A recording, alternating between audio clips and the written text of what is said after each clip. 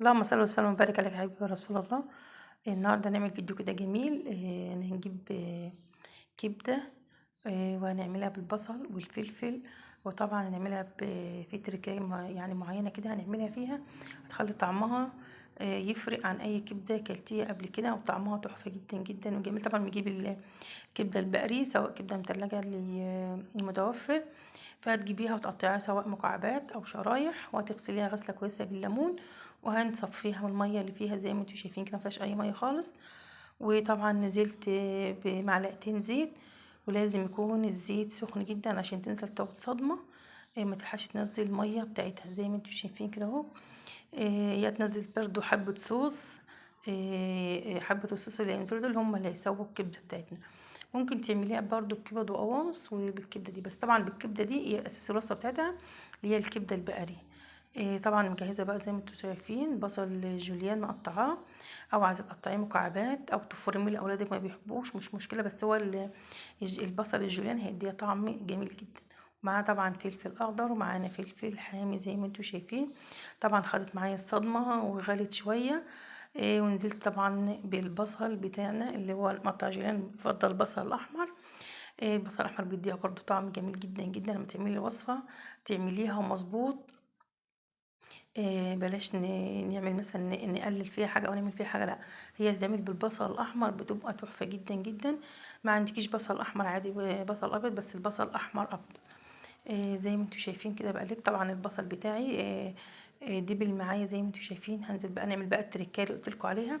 معانا معلقه توم مفروم، ومعانا معلقه كزبره جافه زي ما انتوا شايفين، مطحونه ناعمه جدا، علشان لازم تكون ناعمه عشان ما تضايقش اللي بياكل. الاولاد عندك اولاد صغيرين. نعامي كزبره، وطبعا اعمليها بالمصفى كده، هتنزل فيها الناعم، والحرش طبعا بنرميه زي ما انتوا شايفين كده. نحط طبعا معلقه خل مع بعد ما التومه اتحمرت كده، خدت تحميره على البوتاجاز. وحطينا طبعا كزبره، ونزلنا بقى بالخل. مش عايزه اقول لكم على الروايح، كانت تحفه جدا جدا. اول مره اعمل كبده بالجمال ده الصراحه، تحفه جدا جدا. ممكن تعمليها سندوتشات، تاكليها في عيش بلدي، تاكليها في عيش فينو. طبعا احنا في رمضان دلوقتي طبعا ما حدش بيبقى فيه فينو، فانا ناكلها بعيش بلدي بقى. تعملي بقى جنبيها مكرونه بصلصه، مكرونه محمره، وجنبيها سلطه. تبقى وجبه جميله جدا جدا للفطار. تعالوا بقى نحط فلفل وكمون والسبع بهارات، وحطينا بابريكا، وحطينا الملح بتاعنا زي ما انتوا شايفين شكلها وطعمها. الريحه تحفه تحفه تحفه. لو ينفع اطلع لكم الريحه من التليفون اطلعها، والله العظيم جميله جدا جدا. جربي التركايه بتاعه الخل والثوم والكزبره دي، وديتها مكان تاني خالص وطعم تحفه. زي ما انتوا شايفين كده، دي خلصت واستوت معايا، وفضيتها في الطبق بتاعي، وعملتها ما خدتش معايا نص ساعة على البوتاجاز. يعني لو الساعة 5، لو قمتي الساعة 5 المغرب هتجهزي الفطار.